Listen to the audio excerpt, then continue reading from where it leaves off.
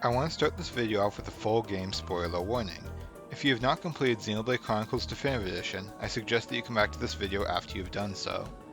In this video, I'll be covering the current strategy for the free category of Oh Brother. If you want more background on this guide series, I'll have a link in the description to the first video in the series where I talk more about the structure of this series. I'll also have other useful links for mechanics and other general information in the description, as well as a link to a Pastebin with the written version of the build and the strategy that I'll be covering in this video. With that out of the way, let's get into the build.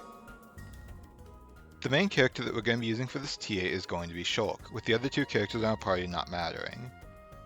For Shulk, we're going to want to have him equipped with the Monado 3, with an Electric Plus gem, an Attack Stability gem, and an Attack Plus gem.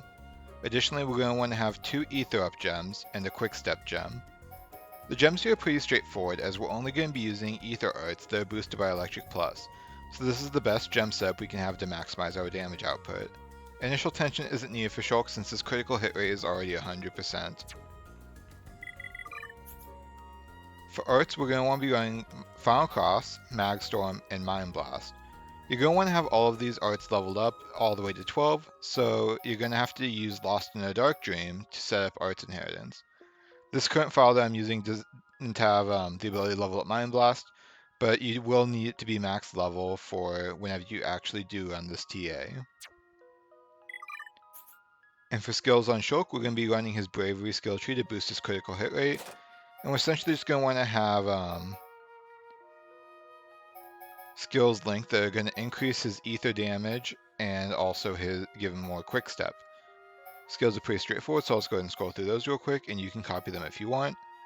And without all that out of the way, let's get into the video review section of this video. In this section of the video, we're going to be talking to my current PB as of the time of recording this video. So at the start of wave 1, you're essentially going to want to target onto one of the enemies, start moving back and to the right, and then use Final Cross followed by Magstorm. We'll go ahead and watch this now.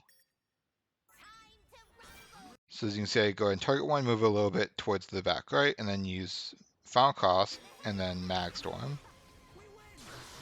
This will take out, I'm going to get a better frame to pause on. That'll take out the first 2 waves. And to kind of explain how that worked, the way we killed wave 2 is using something known as Art Reservation.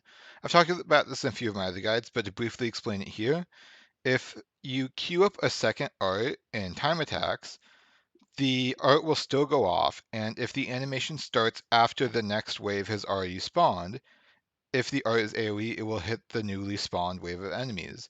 And we utilize this to kill waves 1 and 2 extremely quickly without having to pull out a weapon and click another art. So for wave 3, we're going to want to target onto the Fighter Igna, and then just begin moving towards it and essentially use Mind Blast as soon as we can. And if we're lucky, we'll kill all 3 enemies here. And there we go, that's all there is to it. So with that out of the way, I'll go ahead and let's play as I wrap this up, but I do hope that you found this video helpful if you wanted to run this TA yourself, and if not, I still hope that you found this video interesting. With all that out of the way though, I'll go ahead and end off this video and see you in the next one. Alright, see ya.